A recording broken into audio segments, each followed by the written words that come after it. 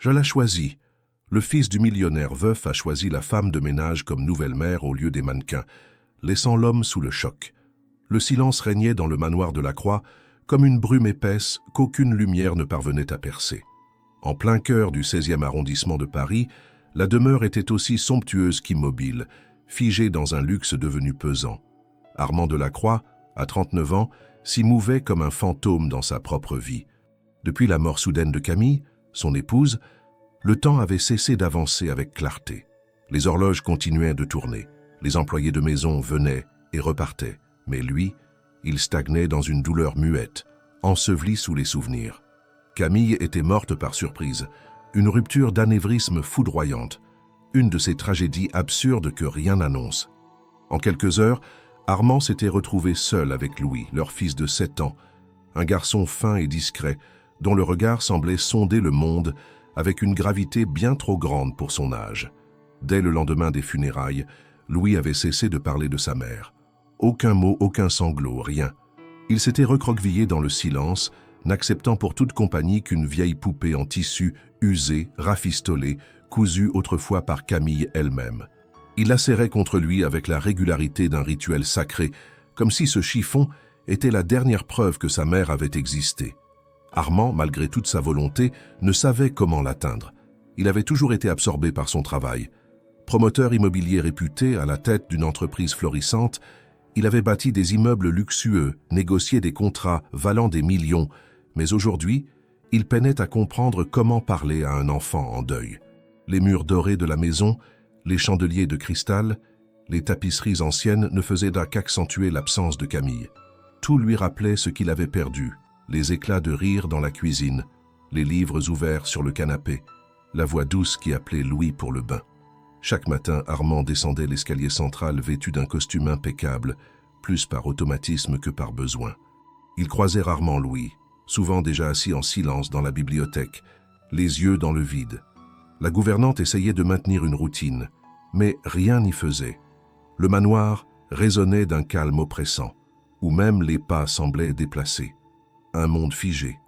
Et pourtant, dans cette immobilité, une présence discrète commença à émerger. Ce fut d'abord imperceptible. Une odeur différente dans la cuisine, un murmure de pas à l'étage, une chambre rangée avec plus de soin que d'habitude. Inès Morel, une femme que l'agence de nettoyage envoyait depuis peu, avait commencé son travail avec une régularité de métronome. Tous les mardis et vendredis, elle arrivait à 7h30 du matin, en silence, armée d'un regard doux et d'une efficacité sobre. Elle ne cherchait pas à parler, ne faisait aucun commentaire. Elle travaillait dans l'ombre, frottant les vitres, lavant les sols, époussetant les cadres, sans jamais troubler la quiétude presque sacrée du lieu. Au début, Armand ne l'avait même pas vraiment remarquée. Elle était une silhouette de plus dans ce décor qu'il ne regardait plus. Il la croisait parfois dans le hall, un simple hochement de tête en guise de salut. Elle, en retour, baissait les yeux, reprenait son labeur.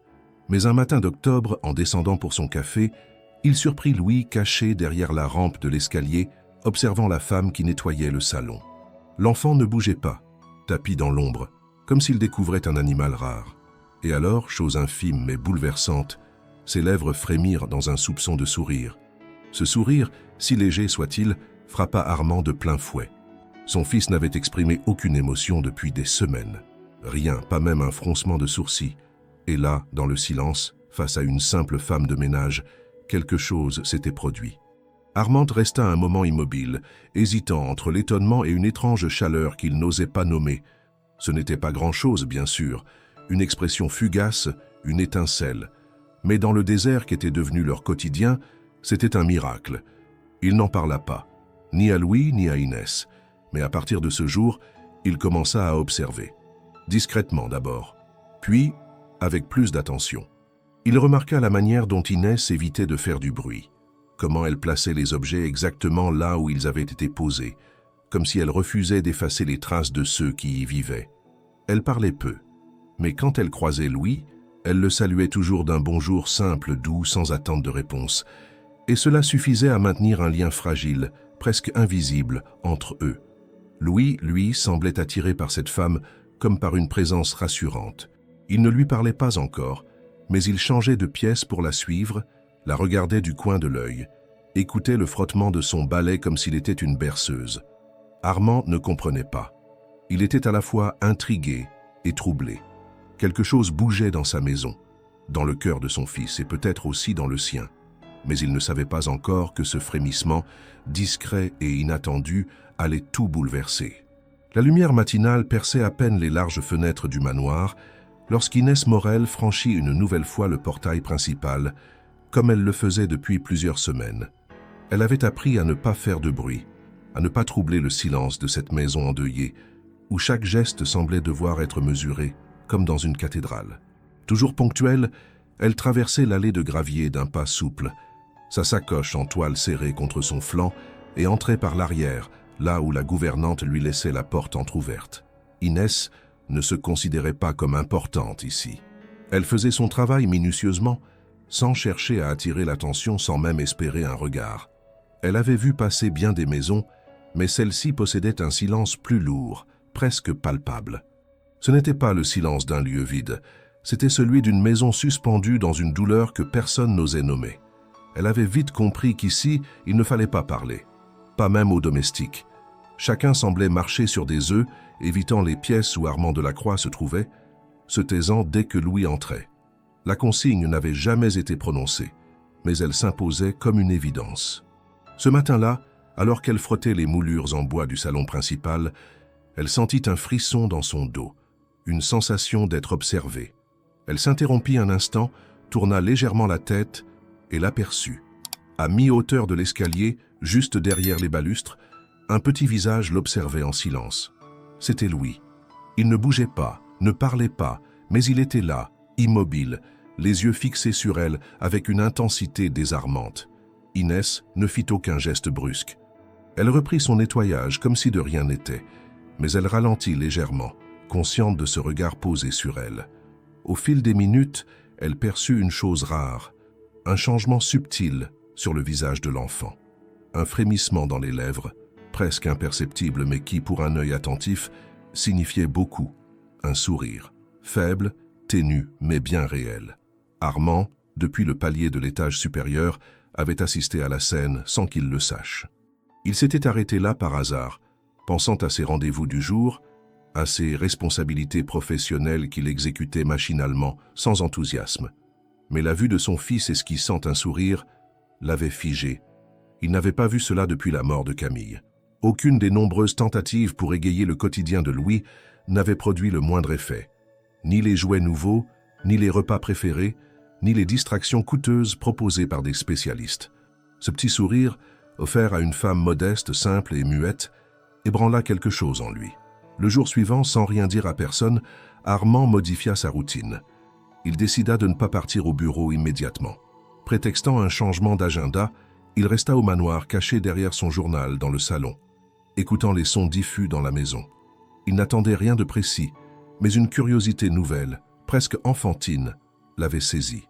Il entendit des pas légers, le frottement d'un chiffon sur les vitres, le claquement discret d'un balai contre le sol. Puis, de nouveau, un silence particulier. Armand se leva sans bruit et s'approcha du couloir menant à la cuisine. Là, à travers l'entrebâillement de la porte, il vit Louis debout dans un coin, observant Inès qui nettoyait les plans de travail avec application. L'enfant ne parlait toujours pas, mais il ne fuyait plus. Il restait là, sans crainte, les bras croisés, la poupée de tissu entre ses mains. Inès, comme à son habitude, ne lui adressait pas la parole. Mais elle ne l'ignorait pas pour autant. Son attitude n'était ni froide ni distante. C'était une forme de respect tranquille, une manière de reconnaître sa présence sans l'envahir. Elle chantonnait, presque inaudiblement, une mélodie qui semblait venir d'un autre temps. Louis pencha légèrement la tête, curieux. Armand, témoin silencieux, sentit une émotion ancienne remonter à la surface. Ce regard de son fils attentif, curieux, éveillé, il ne l'avait plus vu depuis si longtemps. Les jours suivants confirmèrent le changement. Louis commença à apparaître plus tôt dans la maison, bien avant l'heure habituelle de son petit déjeuner. Il se levait pour coïncider, visiblement sans le dire, avec les heures de présence d'Inès. Il ne parlait toujours pas, mais il restait dans les pièces qu'elle nettoyait, la suivant d'une salle à l'autre sans jamais se montrer envahissant.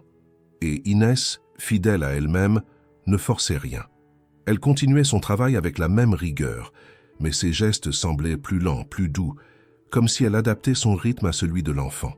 La gouvernante s'en étonna en silence. Armand, lui, ne disait rien non plus, mais il observait. Chaque soir, il notait ces détails dans sa mémoire. La façon dont Louis s'asseyait plus droit, comment il tenait sa poupée avec moins de tension, le regard moins perdu.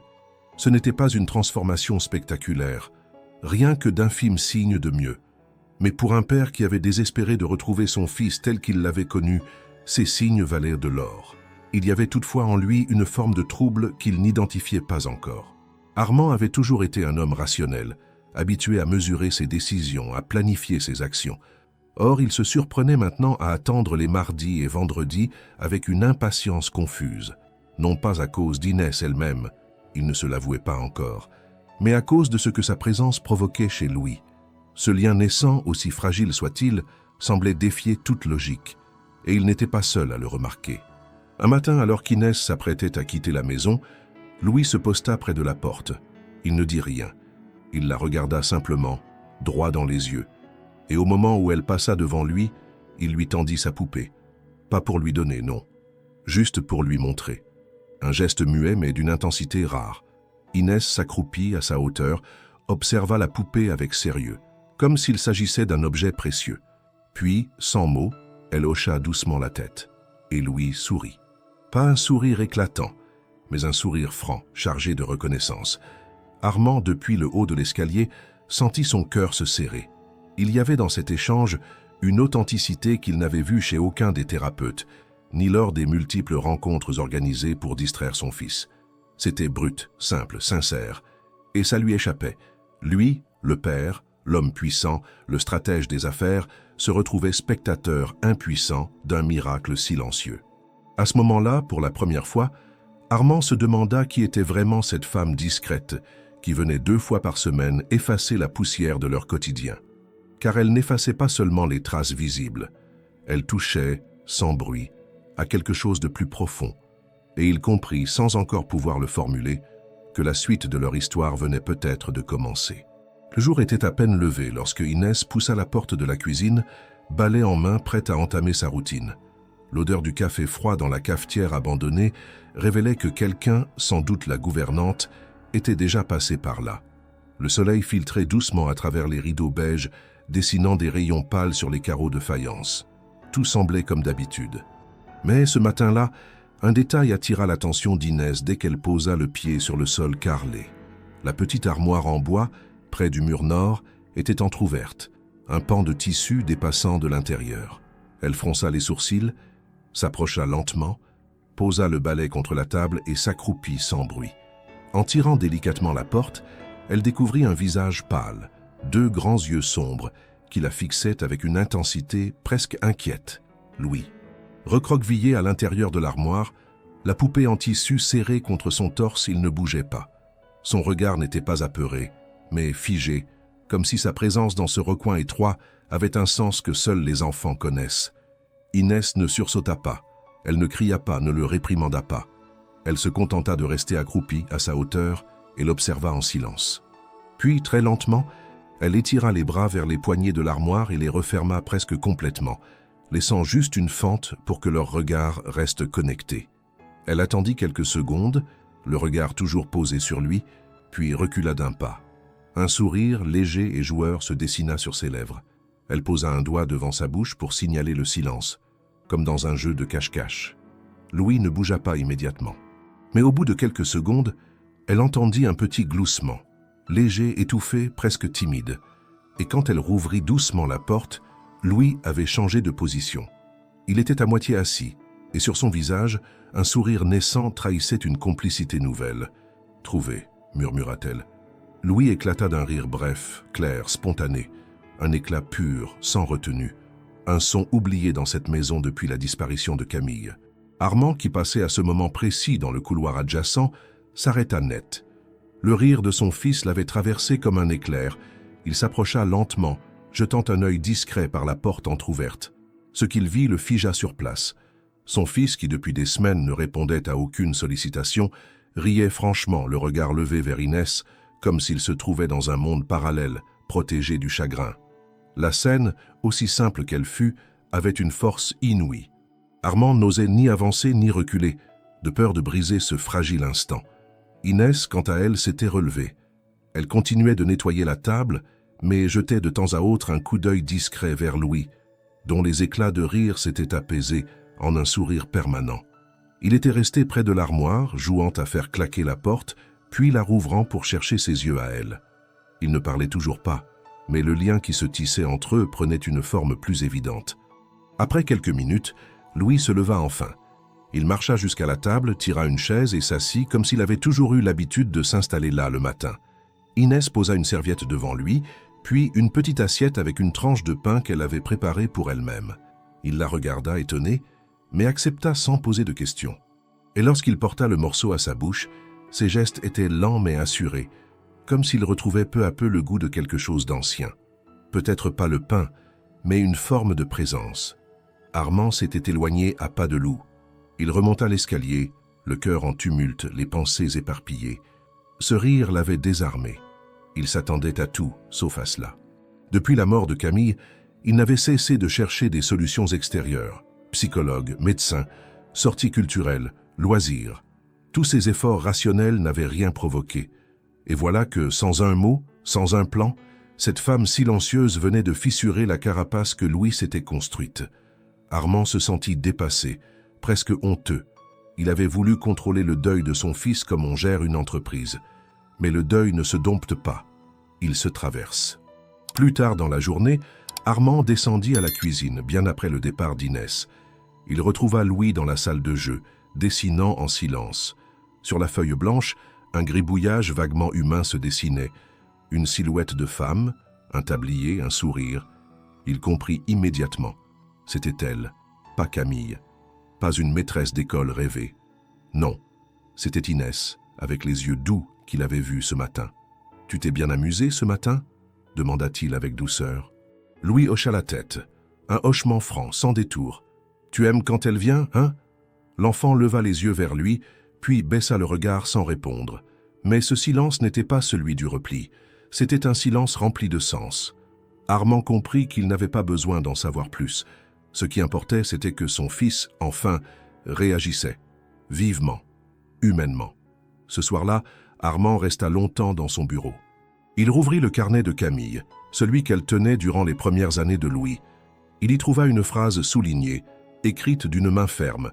Il ne faut jamais forcer un enfant à parler, mais il faut lui offrir assez de silence pour qu'il puisse choisir de le briser.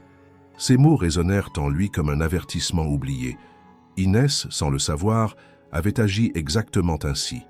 Elle avait offert un espace libre, sans obligation, sans fausse gaieté. Et Louis, par choix, avait ri. Il referma le carnet avec soin. Pour la première fois depuis longtemps, il n'avait pas envie de faire venir un expert, ni de programmer une nouvelle activité. Il voulait seulement attendre le prochain jour de ménage, non pas pour vérifier, mais pour assister discrètement à cette lente réparation que personne n'avait su entamer avant elle. Et dans cette attente nouvelle, une certitude discrète s'installait en lui. Quelque chose, dans cette maison, venait de changer, définitivement. La grande salle à manger du manoir de la Croix avait été conçue pour impressionner. Ses murs tapissés de soie grise, ses moulures dorées, son lustre central aux centaines de pendeloques de cristal, tout y respirait le prestige. Pourtant, depuis la mort de Camille, cet espace semblait figé, inhabité, comme un décor de théâtre abandonné. Armand n'y dînait presque plus, préférant les plateaux posés sur son bureau ou les repas silencieux pris à la cuisine. Mais récemment, poussé par un mélange de pression sociale et d'angoisse face à l'isolement de son fils, il avait décidé de réanimer cette pièce. Il recommença à organiser des dîners. Il s'agissait de rencontres soigneusement préparées, organisées à la suggestion de ses associés, de ses amis influents, parfois même de son assistante personnelle. Toutes les invitées avaient un point commun. Elles étaient belles, certaines célèbres dans les cercles mondains de Paris, d'autres mannequins, journalistes ou artistes. Elles étaient intelligentes, cultivées, parfaitement à l'aise dans leur rôle d'invitées de prestige. Armand leur ouvrait les portes avec courtoisie, les installait à table, leur servait du vin millésimé et s'appliquait à converser avec un charme étudié. Au premier de ces dîners, Louis fut invité à se joindre à eux. Armand espérait qu'un peu de légèreté, une présence féminine douce, pourrait ramener chez son fils un semblant de normalité. La femme, ce soir-là, une ancienne muse d'un grand photographe, s'était penchée vers l'enfant avec un sourire parfait et une voix exagérément douce comme on s'adresse à un très jeune enfant. Louis, impassible, s'était contenté de la fixer sans répondre. Elle avait ri, un rire superficiel, gêné par ce silence. Armand s'était excusé, prétextant que le garçon était encore fragile. Mais au fond de lui, il savait que quelque chose sonnait faux. Les semaines suivantes, les dîners se répétèrent, chacun plus fastueux que le précédent. Armand y mettait un soin méticuleux. Le choix du vin, le menu élaboré par un chef privé, la musique discrète jouée par un quatuor en fond. Les femmes défilaient, belles, élégantes, ponctuelles, mais aucune ne parvenait à franchir la barrière que Louis avait dressée. Il ne parlait pas, il ne souriait pas. Dès les premières minutes, il baissait la tête, jouait machinalement avec sa nourriture, puis demandait à quitter la table. Chaque fois, Armand lui permettait de partir, avec un pincement au cœur. Une soirée en particulier marqua un tournant. Une femme d'affaires, aux airs de perfection glacée, avait tenté de séduire l'enfant en lui offrant un petit cadeau, une voiture miniature de collection, dans un écrin de velours. Louis la regarda à peine. Il prit la boîte, la posa à côté de son assiette et ne l'ouvrit même pas. Quand elle voulut engager une conversation, il se tourna vers son père et demanda s'il pouvait aller dans sa chambre. Armand, encore une fois, acquiesça. La femme eut une moue contrariée, sans le cacher. Elle avait sans doute été habituée à charmer sans difficulté. Armand, assis en face d'elle, ressentit un malaise profond. Ce soir-là, après le départ de son invité, il monta dans la chambre de Louis. Il frappa doucement, entra sans attendre de réponse. L'enfant était assis sur le tapis, la poupée en tissu contre lui, fixant la fenêtre. La voiture miniature était toujours dans la boîte, posée sur la table de chevet. Armand s'assit à côté de lui, sans dire un mot. Le silence dura plusieurs minutes. « Tu n'aimes pas quand elles viennent ?» demanda-t-il finalement, la voix douce. Louis haussa les épaules. Il ne répondit pas. Mais son corps tout entier semblait se contracter à cette simple évocation. « Elles sont gentilles, tu sais, ce sont des amis. » « Ou presque, » ajouta Armand. Le garçon le regarda brièvement, puis détourna les yeux. Son visage était fermé, son regard vide. Armand comprit qu'il n'obtiendrait pas de réponse ce soir-là. Il quitta la chambre, l'âme lourde. Plus que jamais, il ressentait un vide. Pas celui laissé par la mort de Camille, mais un vide créé par ses propres tentatives maladroites de réparer ce qu'il croyait cassé. Il s'efforçait de remplir la maison de beauté, de présence, de luxe, pensant que cela suffirait. Mais il réalisait peu à peu que ce n'étaient pas les absences qu'il essayait de combler, mais sa propre solitude. Les jours suivants furent silencieux.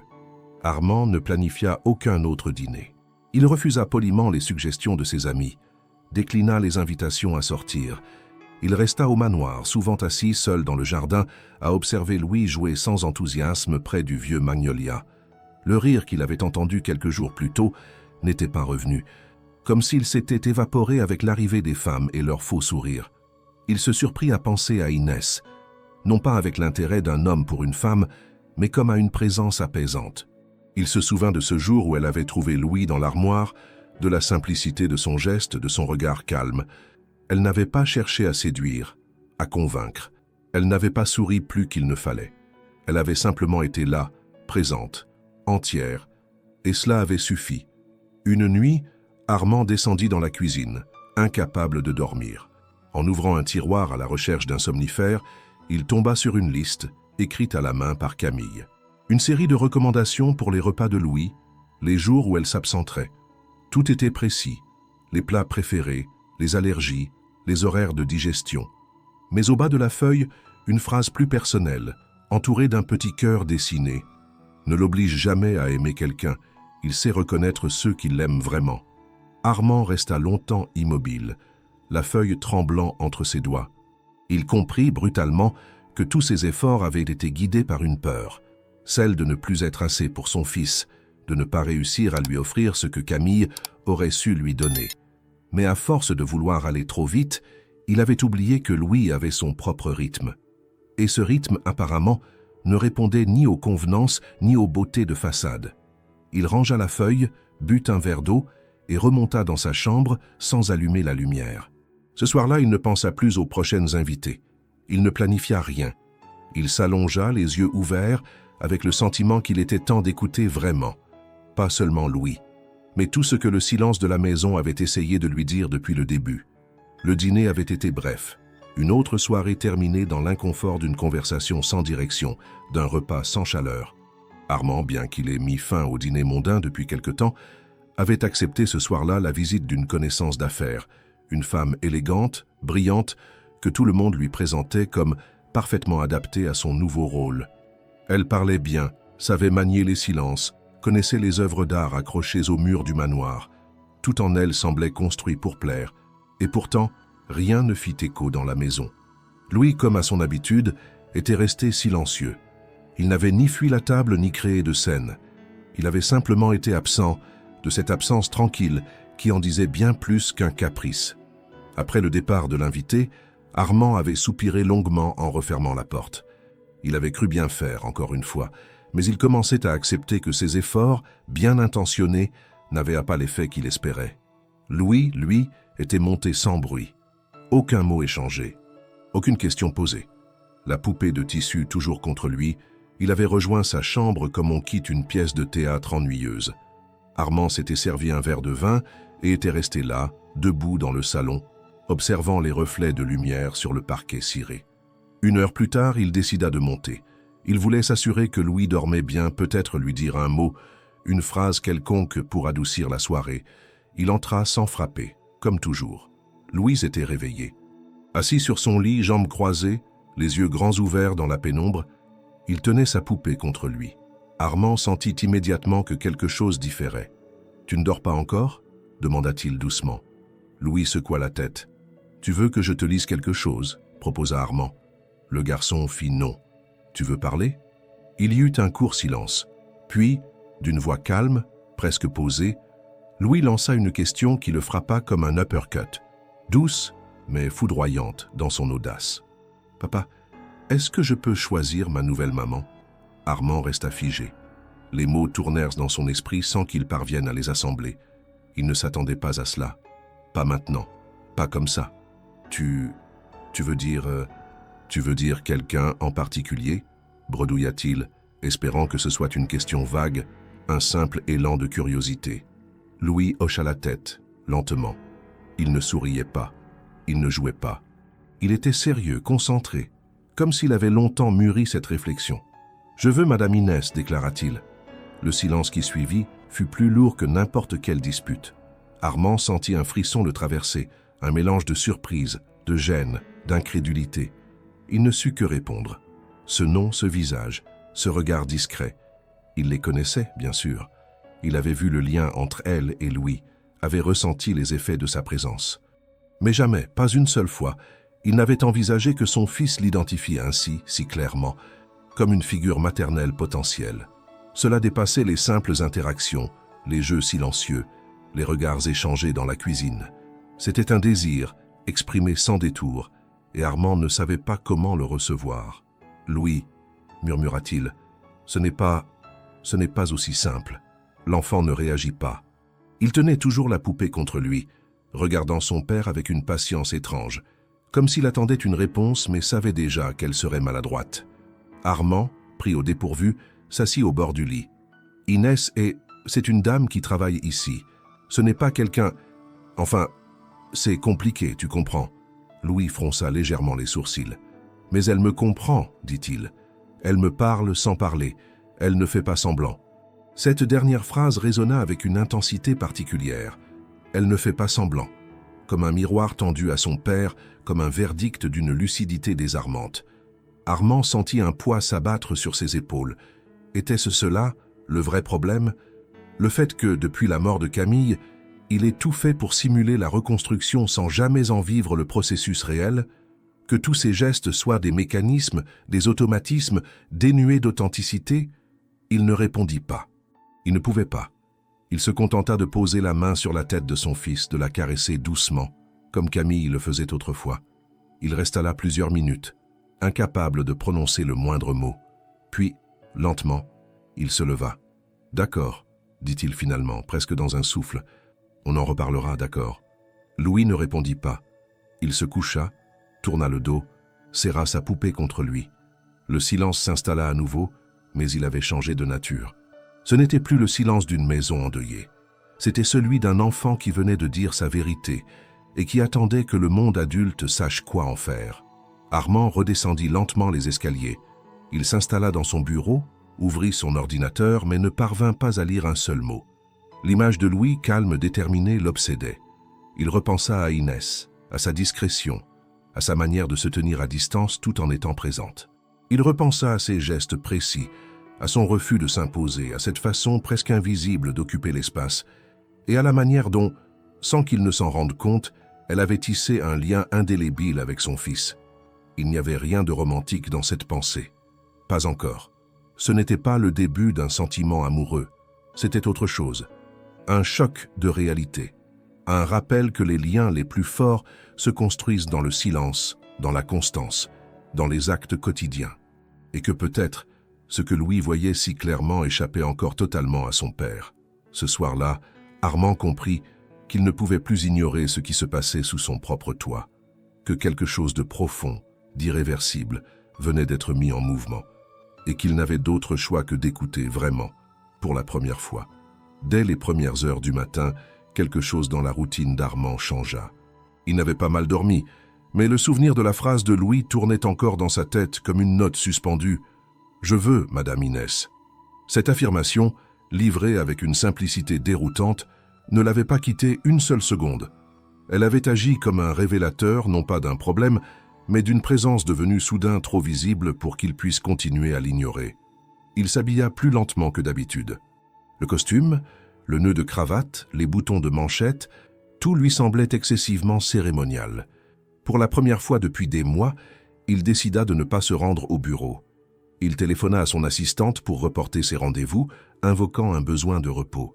Ce n'était pas un mensonge, mais ce n'était pas non plus toute la vérité. En réalité, il voulait observer, comprendre, voir ce que Louis voyait, sentir ce qu'il n'avait pas senti. Lorsqu'Inès arriva, comme à son habitude à 7h30, elle fut surprise de trouver Armand déjà assis dans la cuisine, un café à moitié vide devant lui. Elle hocha discrètement la tête, lui adressa un bonjour rapide et reprit son travail sans poser de questions. Elle ne s'attardait jamais et ne cherchait jamais à prolonger les échanges. C'était précisément ce qui la distinguait de toutes les autres présences féminines passées par cette maison. Inès n'attendait rien, ne proposait rien. Elle faisait. Ce matin-là, cependant, Armand ne partit pas en même temps qu'elle commençait à nettoyer les pièces. Il resta. Il la suivit des yeux, sans ostentation, mais avec une attention nouvelle. Il nota des détails qui, jusqu'ici, lui avaient échappé. La manière dont elle repliait les coins des tapis avant de passer l'aspirateur, la façon précise dont elle alignait les coussins sur les canapés, sa discrétion absolue dans le moindre déplacement. Il remarqua surtout sa manière d'être avec Louis. Quand l'enfant descendit de sa chambre, encore en pyjama, traînant ses chaussons sur le parquet, elle lui lança un regard, juste un, pas un mot, pas un sourire exagéré. Et Louis, sans hésiter, alla s'asseoir à la même place que d'habitude au bout de la table de la cuisine. Inès lui servit un verre d'eau et continua à ranger les couverts, comme si ce geste faisait partie d'un accord silencieux entre eux. Armand sentit une gêne monter en lui. Pas envers Inès, ni même envers Louis, mais envers lui-même, comme s'il prenait conscience à rebours de tout ce qu'il n'avait pas vu. Il ne s'agissait pas de sentiments confus ou d'attirance, ce n'était pas une révélation romantique, c'était un malaise profondément humain.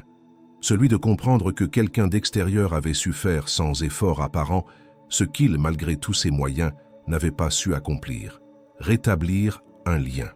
Ce malaise ne le quitta pas de la journée.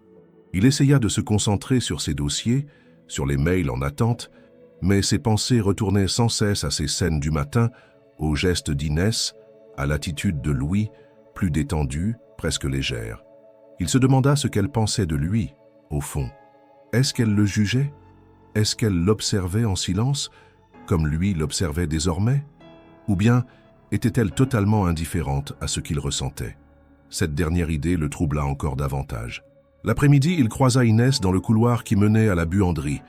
Elle portait un panier rempli de linge propre. Il voulut dire quelque chose, poser une question quelconque, mais elle détourna légèrement le regard, comme par réflexe, et continua sa route, Ce simple évitement le désarma. Ce n'était pas de la froideur, mais un repli, une prudence, comme si elle avait perçu qu'il se passait quelque chose d'inhabituel, et peut-être était-ce le cas. Ce soir-là, Armand s'attarda dans le salon, seul. Il passa les doigts sur le tissu du canapé, relut quelques pages du journal laissé là par Camille, puis s'allongea sans vraiment s'en rendre compte. Il repensa aux femmes qu'il avait fait entrer dans cette maison, à leur éclat, à leur beauté affichée, à leur conversation habile. Et il comprit que toutes ces femmes avaient un point commun fondamental. Elles avaient tenté de s'imposer. Inès, au contraire, s'était installée comme un souffle léger, sans s'annoncer. Et c'est sans doute pour cela qu'elle avait réussi à toucher quelque chose de si profond chez Louis. Il se leva tard, monta à l'étage.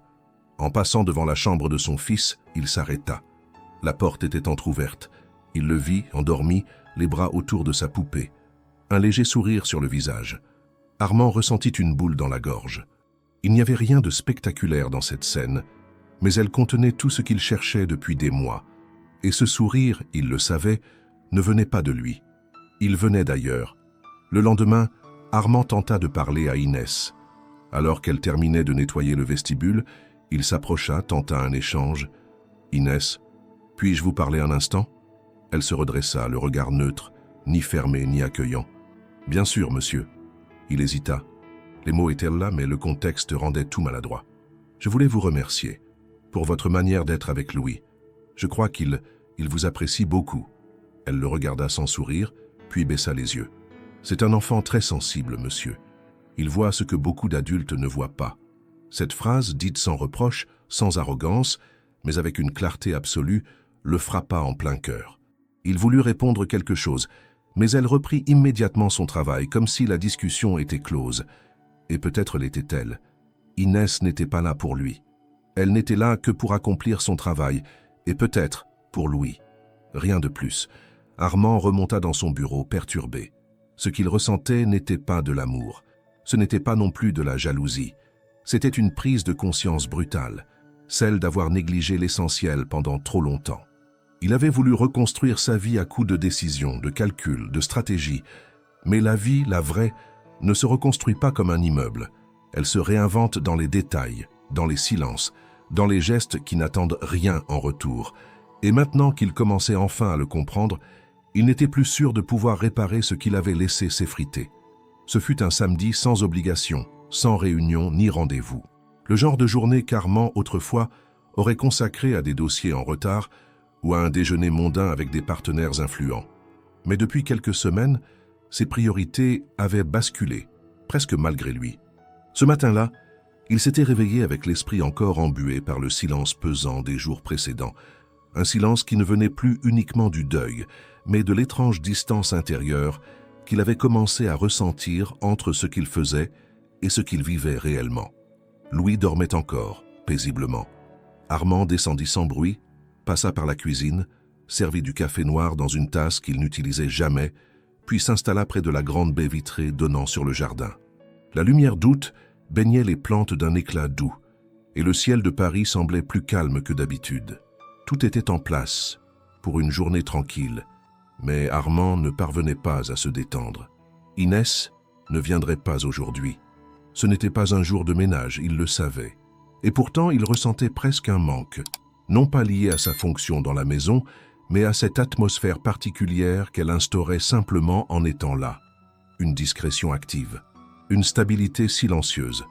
Il pensait à Louis, à sa demande de pouvoir choisir sa nouvelle maman et à la clarté avec laquelle il avait nommé Inès. Ce n'était pas un caprice, c'était une affirmation réfléchie, et c'est ce qui perturbait le plus Armand. Ce choix ne venait pas d'une logique d'enfant, mais d'une lucidité qu'il n'avait pas anticipée.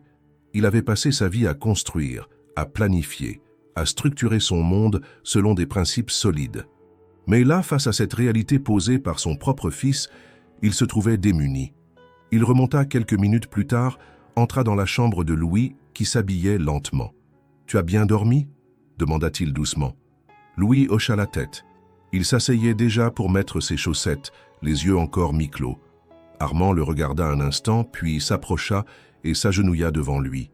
Le garçon leva les yeux, étonné. « Louis, j'ai réfléchi à ce que tu m'as dit l'autre soir, à propos de Madame Inès. L'enfant ne répondit pas tout de suite. Il semblait attendre la suite. « Je voulais savoir, pourquoi elle? Qu'est-ce qu'elle a que les autres n'ont pas ?» Louis le fixa quelques secondes, sans détourner le regard. Sa voix fut claire, calme, sans hésitation. « Elle m'écoute, papa, et elle ne fait pas semblant de m'aimer. » La réponse tomba comme une vérité inattaquable. Armand sentit sa gorge se nouer. Il ne s'attendait pas à tant de netteté. L'enfant poursuivit. « Quand elle est là, je n'ai pas peur de parler. Je ne dois pas être gentil pour qu'on me garde avec elle. Je peux juste être moi. » Armand baissa les yeux. Cette fois, il ne pouvait pas fuir la vérité. Il comprenait enfin que ses efforts pour réintroduire une figure féminine dans leur vie n'avaient jamais été pensés à partir de Louis. Ils avaient été une tentative désespérée de remplir un vide, sans se demander ce que l'enfant attendait réellement. Il avait cherché des femmes capables de l'impressionner, lui, pas capable de comprendre son fils. Il se leva, sans mots, et quitta la pièce avec un poids supplémentaire sur la poitrine. Tout au long de la journée, ces mots tournèrent dans sa tête. « Elle ne fait pas semblant. » Armand commença à revisiter intérieurement les dernières semaines, les échanges passés, les regards, les silences, et surtout, la constance d'Inès. Elle n'avait jamais cherché à être aimée. Elle n'avait jamais demandé à être reconnue. Elle avait été là, présente, avec un calme qui, aujourd'hui, apparaissait comme une forme de force rare. Dans l'après-midi, il se rendit dans la bibliothèque, fouilla les vieux albums de famille, cherchant sans trop savoir quoi. Il tomba sur des photos de Camille, prises durant leurs premières années ensemble. Elle souriait souvent, mais il remarqua quelque chose d'étrange dans les images. Dans presque toutes, elle tenait Louis. Même lorsqu'il était tout petit, c'était elle qui le portait, qui le regardait, qui se penchait vers lui. Armand, lui, était là, debout, toujours un peu en retrait, souvent absorbé dans la contemplation du moment, mais rarement dans l'action. Il comprit que déjà, à cette époque, il observait sa famille de l'extérieur, comme un spectateur qui veut tout maîtriser, mais oublie de participer pleinement. Il s'enfonça dans le fauteuil près de la cheminée, l'album ouvert sur ses genoux. L'orgueil, ce vieux compagnon de route, commençait à se fissurer. Il avait toujours cru qu'il ferait face à la vie en homme fort, en maître de son destin. Mais aujourd'hui, il se rendait compte qu'il était passé à côté de l'essentiel. La simplicité de l'amour vrai, de l'écoute silencieuse, de la présence discrète. Tout ce qu'il croyait devoir conquérir par l'argent, le statut ou les apparences, son fils l'avait trouvé dans le regard d'une femme qui passait sa vie à nettoyer derrière les autres. Le soir venu, Armand dîna seul. Louis était monté dans sa chambre après avoir mangé rapidement avec lui. Aucun d'eux n'avait beaucoup parlé. Mais il n'y avait pas de malaise. Juste un espace désormais conscient entre les mots. Avant de monter à son tour, il s'arrêta dans la cuisine. L'endroit portait encore la trace du dernier passage d'Inès. Les torchons bien pliés, la vaisselle parfaitement rangée, la table propre. Tout y respirait la rigueur et le soin. Armand posa la main sur le dossier d'une chaise et resta là quelques minutes. Il pensa à la semaine suivante. Elle reviendrait. Et cette fois, il ne la verrait plus comme une simple employée. Il ne savait pas encore ce qu'il ferait, ni ce qu'il dirait. Mais il avait compris que sa place dans cette maison n'était plus un hasard. En quittant la pièce, il se retourna une dernière fois. Le silence n'était plus oppressant. Il était devenu un espace dans lequel quelque chose de nouveau se préparait. Et cela ne dépendait pas de ses plans, ni de sa volonté. Cela dépendait de sa capacité à enfin laisser tomber son rôle, son armure, et à regarder les choses pour ce qu'elles étaient. Louis avait raison. Inès ne faisait pas semblant. Et lui, désormais, ne pouvait plus se permettre de faire semblant non plus. Le mardi suivant, le manoir était silencieux comme à son habitude. Armand s'était levé tôt.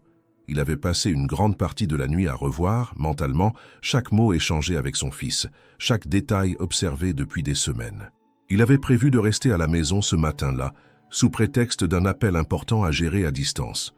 En vérité, il voulait être là, pas seulement pour voir Inès, mais pour peut-être lui parler.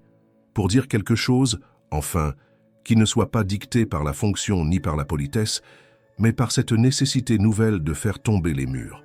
Mais 7h30 passèrent, puis 8h, 8h30. Et personne ne sonna au portail. Le silence n'était plus familier. Il devenait pesant, presque menaçant. Inès n'était pas venue. Armand descendit, parcourut les pièces une à une, comme pour s'assurer que l'absence n'était pas une erreur. Le sol n'avait pas été balayé, les plantes n'avaient pas été tournées vers la lumière. Il y avait de la poussière sur le rebord du meuble d'entrée, des choses imperceptibles à l'œil d'un homme pressé, mais criante aujourd'hui. Elle n'était pas venue, et elle n'avait pas prévenu. Il attendit jusqu'à 10 heures. Puis, agacé et inquiet, il appela l'agence de nettoyage. La réceptionniste, polie mais visiblement gênée, confirma d'une voix retenue. Inès Morel avait demandé son retrait du service. Elle avait remis sa démission la semaine précédente, demandant expressément à ne plus revenir dans aucune maison du portefeuille habituel. Elle n'avait laissé aucun numéro, aucune adresse. Elle avait simplement laissé une enveloppe au bureau de l'agence à remettre à Armand en main propre. Il prit sa voiture et se rendit lui-même à l'agence, ignorant les regards étonnés des employés habitués à ne traiter qu'avec des assistants. Lorsqu'on lui remit l'enveloppe beige, légère, il sentit son cœur se serrer avant même de l'ouvrir. Le papier à l'intérieur portait son nom, écrit avec une écriture simple et droite. Une seule phrase y figurait « Je vous remercie pour tout, mais je ne fais pas partie de ce monde ». Il resta là, dans le hall de l'agence, figé, incapable de répondre quoi que ce soit. Cette phrase dénuée de reproches le transperçait plus que n'importe quel discours. Elle ne se plaignait pas. Elle ne justifiait rien. Elle s'effaçait simplement, comme elle avait toujours vécu, sans bruit, sans revendication, avec une dignité qui lui semblait aujourd'hui presque douloureuse. En remontant dans sa voiture, Armand resta de longues minutes à observer la rue. Il ne savait pas quoi faire. Inès avait toujours été là sans qu'il n'ait à s'en préoccuper. Il avait mis du temps à comprendre sa place, et maintenant qu'il en prenait conscience, elle disparaissait. Et cette disparition n'était pas une rupture, c'était un effacement, une façon de dire « je n'étais pas censé rester ». Quand il rentra au manoir, il retrouva Louis dans la cuisine. L'enfant mangeait en silence, les jambes pendantes, la poupée posée à côté de son bol. En voyant son père entrer, il releva les yeux comme s'il attendait une confirmation. Armand s'assit à côté de lui, posa la main sur la table, hésita. « Elle ne viendra plus », dit-il finalement. « Elle est partie ». Le regard de Louis se troubla immédiatement. Il baissa les yeux, puis, sans un mot, descendit de sa chaise, attrapa sa poupée et quitta la pièce. Armand ne tenta pas de le retenir. Il savait que rien ne pourrait consoler son fils à cet instant. La perte d'Inès, bien qu'indolore pour les autres, était pour lui une seconde disparition, et cette fois, elle portait un goût d'abandon silencieux, de fracture incomprise. Les jours suivants furent marqués par une tension étrange dans la maison. Louis redevint fermé. Il ne riait plus, il ne posait plus de questions. Il restait dans sa chambre plus longtemps, dessinant en silence, refusant les sorties proposées, les jeux, les invitations. Armand tenta plusieurs fois d'ouvrir le dialogue, mais les réponses de l'enfant étaient courtes, sèches ou inexistantes. Lui-même ne trouvait pas de paix. Il travaillait sans conviction, mangeait distraitement, errait parfois dans les pièces du manoir, comme un homme en exil dans sa propre vie. Il ne supportait plus l'écho de ses propres pas. Tout lui semblait vide, même les meubles, même les tableaux. Il essaya de la retrouver. Il appela d'anciens contacts, demanda à l'agence plus de détails, tenta de retracer les informations du peu qu'il connaissait d'elle, mais rien. Inès avait laissé derrière elle un passage sans trace. Pas de réseaux sociaux, pas d'adresse publique, pas d'amis connus. Elle était partie avec la même discrétion qu'elle avait apportée dans sa manière d'être, et c'est cela qui rendait sa disparition plus dure encore. Elle ne fuyait pas, elle ne protestait pas. Elle décidait simplement de s'en aller, sans heurte mais sans retour. Armand comprit alors que le temps qu'il avait gaspillé à ignorer l'évidence ne lui serait jamais rendu. Il avait cru que tout pouvait être réparé avec un peu de volonté. Il avait cru qu'il pourrait rattraper ce qu'il avait laissé filer. Mais certaines absences ne permettent ni négociation, ni délai. Un soir, alors que la lumière tombait doucement sur la verrière du salon, il trouva Louis endormi sur le canapé, la poupée serrée contre lui, les yeux encore rougis. Armand le prit dans ses bras, le porta jusqu'à sa chambre. Et là, en le couvrant, il murmura une promesse qu'il n'avait encore jamais faite ni à lui-même ni à personne. « Je vais la retrouver. Je ne sais pas comment, mais je ne laisserai pas tout s'effacer. » Ce n'était pas une promesse faite à la légère. C'était la naissance d'une certitude. Ce départ n'était pas une fin. C'était un appel, un point de rupture, et peut-être un début. Ce matin-là, Armand se réveilla avec un sentiment nouveau, une urgence silencieuse de comprendre, de reconstruire, de ne plus rester passif. Depuis le départ d'Inès, le manoir semblait vidé d'un souffle essentiel. Le rire suspendu de Louis avait disparu, et les murs semblaient renvoyer un vide lourd de regrets. Mais aujourd'hui, il n'y avait plus de marge pour attendre. Il devait agir. Il enfila un manteau, sortit du manoir sans bruit et se dirigea vers le bureau d'une amie de confiance, autrice d'un blog spécialisé dans l'éducation et les trajectoires personnelles. Il lui expliqua brièvement la situation.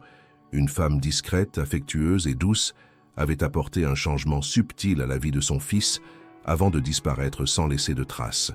Il demanda s'il existait moyen de la retrouver, ne serait-ce qu'en retraçant ses origines professionnelles ou personnelles.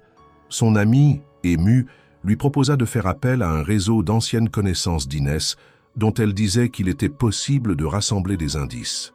Les jours suivants, Armand plongea dans cette recherche avec un mélange de culpabilité et de détermination silencieuse. Chaque matin, il tentait de renouer un lien avec Louis, mais les silences s'étiraient à nouveau, les sourires restaient rares.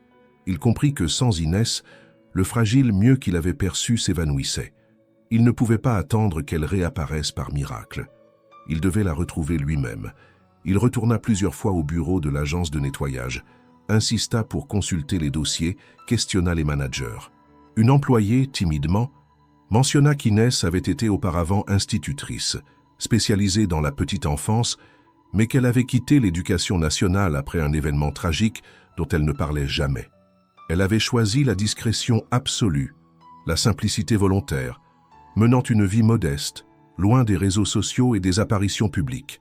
Ces bribes d'informations, aussi maigres soient-elles, réveillèrent en Armand une énergie qu'il ne se connaissait pas. Il comprit que trouver Inès ne signifiait pas seulement retrouver une aide, mais peut-être offrir à Louis et à lui-même une chance légitime de guérir vraiment. Il se rappela les mots qu'il avait lus dans le carnet de Camille et le message que Louis avait spontanément formulé « Elle ne fait pas semblant ». Ces deux phrases, alignées au cœur de leur vie brisée, révélèrent leur trame commune. La sincérité, l'authenticité, le pouvoir des gestes vrais. Avec ces indices, il contacta des associations d'anciens enseignants, des réseaux de solidarité locale, suivant un fil ténu vers la reconstruction. Il explora les documents administratifs, les anciens cercles professionnels d'Inès, cherchant une trace de son parcours passé.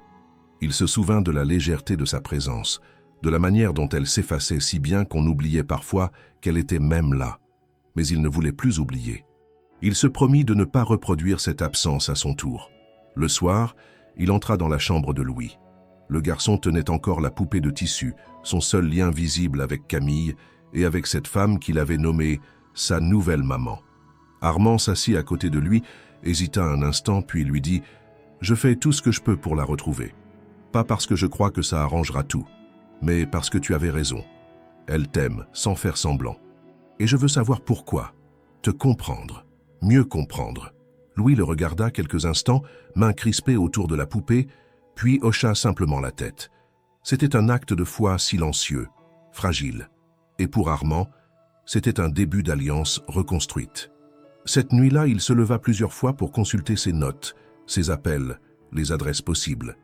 Il ne s'agissait pas d'une quête dramatique, ni d'un acte sentimental naïf. C'était plutôt une reconnaissance tardive d'un don essentiel qu'il avait reçu sans le voir, et qui peut-être allait devenir le fil guide pour reconstruire autre chose, une vie vraie, une vie aimée. Le lendemain matin, l'agence l'appela.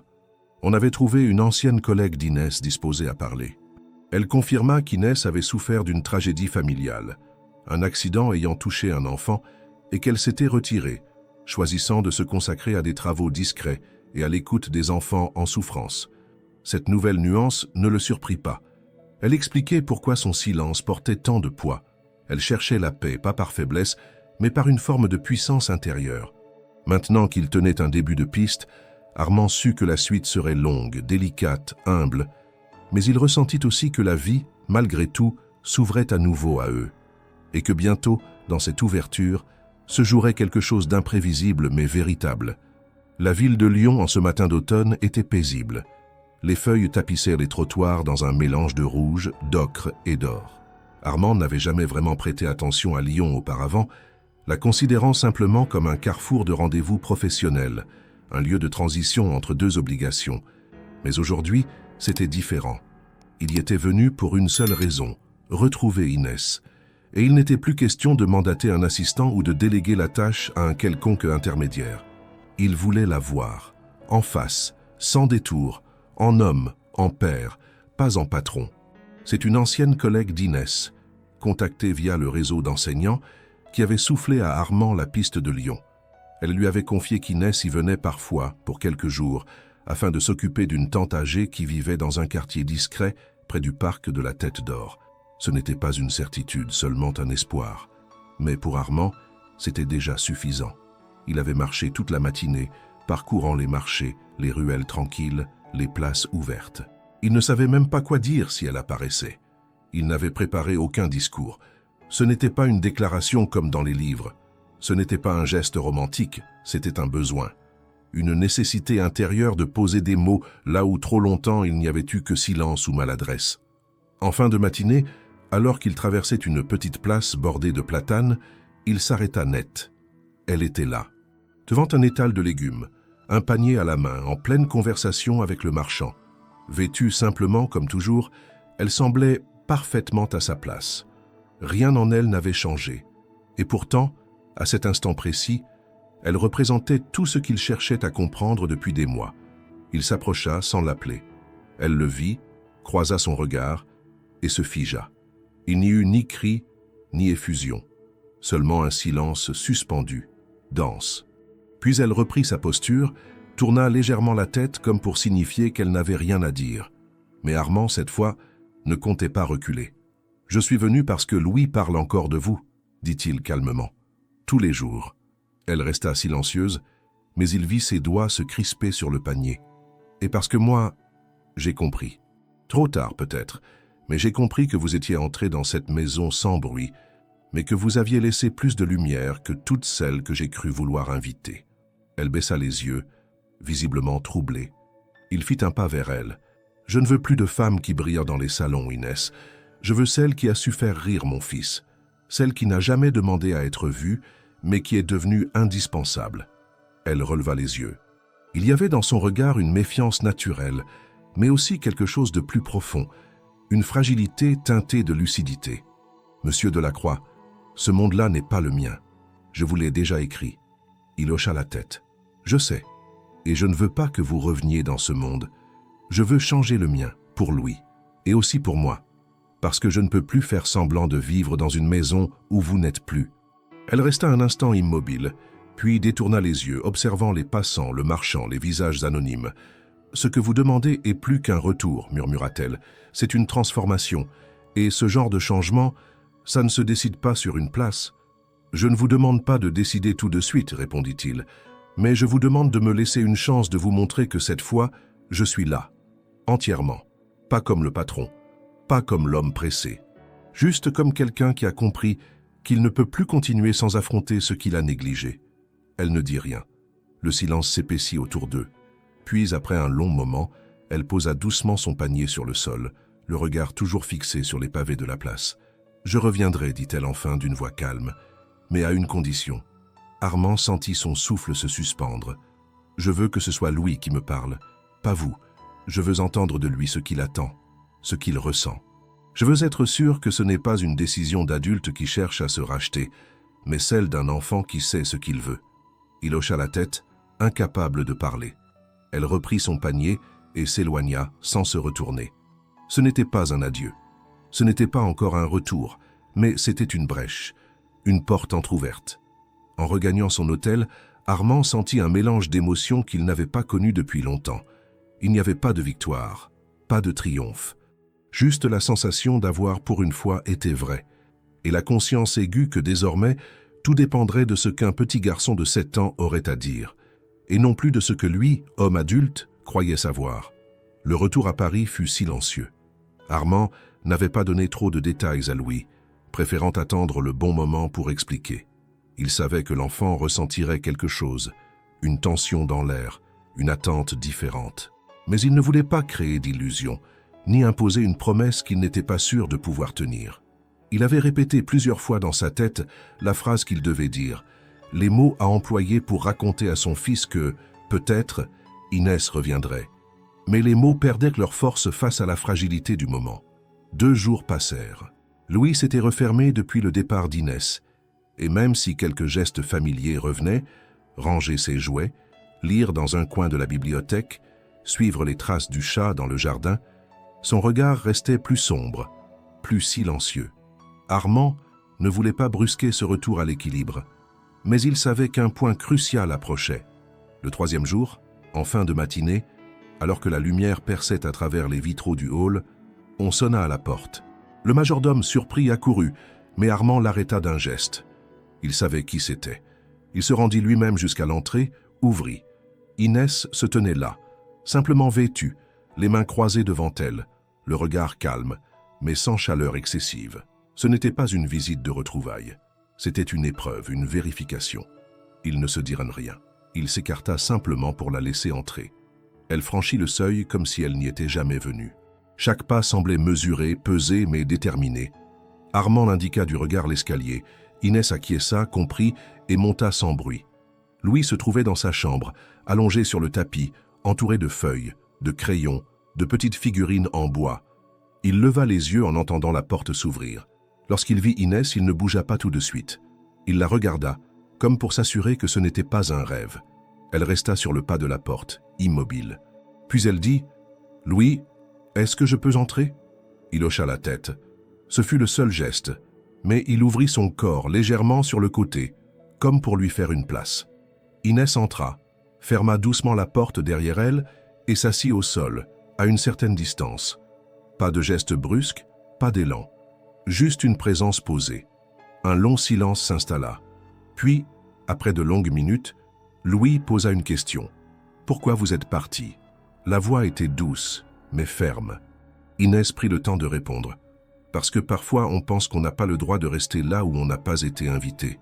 Je croyais que mon rôle était terminé, et que je ne faisais que déranger. » Louis secoua la tête. « Vous n'avez jamais dérangé. Pas une seule fois. » Elle le regarda, émue, mais sans laisser l'émotion déborder. « Alors, si je reviens, tu voudrais que je sois qui pour toi ?» Cette question resta suspendue dans l'air. Louis tourna la tête, prit sa poupée, la serra fort, puis dit sans détour « Je veux que vous soyez ma maman maintenant. » Inès ne répondit pas tout de suite. Elle ferma les yeux, prit une inspiration lente, puis rouvrit les paupières. Elle se pencha légèrement, tendit la main vers lui, et Louis vint s'y blottir sans attendre. Ce ne fut pas un élan précipité. Ce fut un mouvement évident, attendu depuis longtemps. Elle le serra contre elle, en silence. Pendant ce temps, Armand attendait dans le couloir. Il n'écoutait pas aux portes, mais chaque fibre de son être était suspendue à ce qu'il se passait de l'autre côté. Il savait que tout se décidait maintenant, et que, pour une fois, il n'avait pas voix au chapitre. C'était la volonté de son fils qui comptait, pas la sienne. Il n'était pas le centre de cette rencontre. Il n'était pas l'enjeu. Il était le témoin. Une dizaine de minutes plus tard, la porte s'ouvrit. Louis sortit le premier, la poupée dans les bras, le visage plus clair qu'il ne l'avait été depuis longtemps. Il ne dit rien, mais il tendit la main vers celle d'Armand, la serra fort, comme pour l'inclure. Inès suivit, plus lente, le regard posé, sans triomphe ni attente. Armand les regarda tous les deux, et ce fut Louis qui parla. « Papa, maintenant, on est 3 ?» Armand hocha la tête. Pas de discours, pas de grandes phrases. Il se baissa, prit son fils dans ses bras et le serra contre lui. Inès posa une main discrète sur l'épaule d'Armand. Ils restèrent ainsi unis dans ce moment simple. Ce n'était pas un accord officiel. Il n'y avait ni contrat, ni bague, ni cérémonie. Mais pour la première fois depuis la disparition de Camille, une vraie unité venait de naître. Non pas parce qu'on l'avait décrété, mais parce qu'un enfant l'avait rendu possible. Et pour Armand, c'était la première fois qu'il comprenait, profondément, que certaines décisions ne lui appartenaient pas, et qu'il valait mieux en accepter ainsi, sans résistance. Parce que parfois, ce sont ceux qu'on croit devoir protéger qui nous montrent le chemin à suivre. Les jours qui suivirent furent différents. Rien de spectaculaire ne se produisit. Aucun événement marquant, aucune annonce officielle, aucun bouleversement extérieur. Et pourtant, tout avait changé.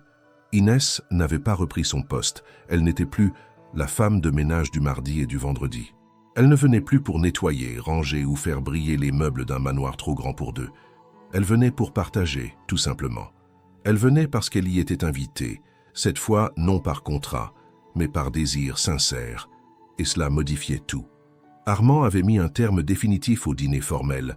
Plus de femmes à prêter à la va-vite, plus de plats à 6 services, ni de vin soigneusement choisi pour impressionner. Il n'en avait plus ni la volonté, ni le besoin. Les tentatives de reconstruire sa vie par obligation sociale s'étaient éteintes d'elles-mêmes. Le monde qu'il avait bâti pendant des années, fait de conventions, de réputations, d'invitations calculées, ne lui paraissait plus désirable. Il continuait de diriger ses affaires, bien sûr. Mais il le faisait à distance, souvent depuis le salon, parfois assis sur le banc du jardin, pendant que Louis et Inès faisaient des jeux de cartes sur la table basse. Il y avait désormais des goûters improvisés au milieu du salon, des couvertures étalées au sol, des miettes oubliées sur le canapé, des choses qui, auparavant, auraient dérangé le rythme millimétré du manoir. Aujourd'hui, elles faisaient partie du décor, autant que les tableaux anciens ou les meubles hérités. Inès, sans jamais forcer sa place, avait trouvé un équilibre. Elle aidait à la cuisine sans qu'on le lui demande, accompagnait Louis au parc, marchait parfois seule dans les couloirs pour lire dans la lumière douce de la bibliothèque. Elle n'était ni maîtresse de maison, ni simple invitée. Elle était là, simplement. Et cette présence calme redonnait vie aux pièces les plus figées. Louis, lui, semblait renaître à vue d'œil. Chaque jour apportait une nuance nouvelle à son comportement. Il parlait davantage, riait plus souvent, posait des questions sur tout, avec cette curiosité intacte que le deuil avait gelée pendant si longtemps. Il demandait à aller au marché avec Inès, voulait apprendre à faire des crêpes, posait des questions sur le passé de son père, sur ce qu'il faisait quand il avait son âge. Il dessinait beaucoup aussi, et dans ses dessins, Armand apparut de plus en plus, souvent au centre. Parfois seul avec Louis, parfois tous les trois sous un arbre, au bord d'une rivière, dans un salon rempli de lumière. Les couleurs étaient toujours vives, et les visages souriants. Ce qui marqua Armand au fil des semaines, ce ne fut pas un changement soudain. Ce fut la constance, l'absence d'efforts artificiels. Personne ne jouait un rôle. Il n'y avait plus de façade, plus de phrases destinées à rassurer les autres ou à maintenir une image. Les journées passaient dans leur simplicité. Ils sortaient ensemble sans s'annoncer, allaient au parc, s'asseyaient sur l'herbe, parfois sans échanger un mot pendant plusieurs minutes. Inès racontait des histoires que Louis buvait des yeux. Armand observait, souriait, puis se laissait entraîner dans un jeu ou une devinette. Le temps reprenait sa juste place. Inès ne parlait jamais de Camille, par respect. Elle ne tentait pas de combler une absence. Elle n'était pas venue pour remplacer. Elle ne cherchait ni à effacer le passé, ni à le redéfinir. Et c'est précisément cela qui permettait à Armand de respirer à nouveau. Il n'avait plus à choisir entre sa mémoire et son présent. Il n'avait plus à jongler entre le poids du deuil et la nécessité de vivre. Il pouvait être père, compagnon, homme, sans devoir expliquer ni justifier. Les rares amis proches d'Armand qui passaient encore le voir remarquèrent vite le changement. Certains s'en réjouissaient, sincèrement. D'autres semblaient mal à l'aise, comme si la simplicité de cette nouvelle vie dérangeait leur conception du succès et de la bonne compagnie. Armand les écoutait poliment, mais ne s'efforçait plus de les convaincre. Il n'expliquait rien. Il vivait. Et cela suffisait. Il y eut un dimanche où ils décidèrent, sur un coup de tête, de partir à la campagne. Ils louèrent une petite maison pour un week-end. Pas un château, pas un hôtel de luxe, juste une maison en pierre avec un jardin modeste et des volets verts.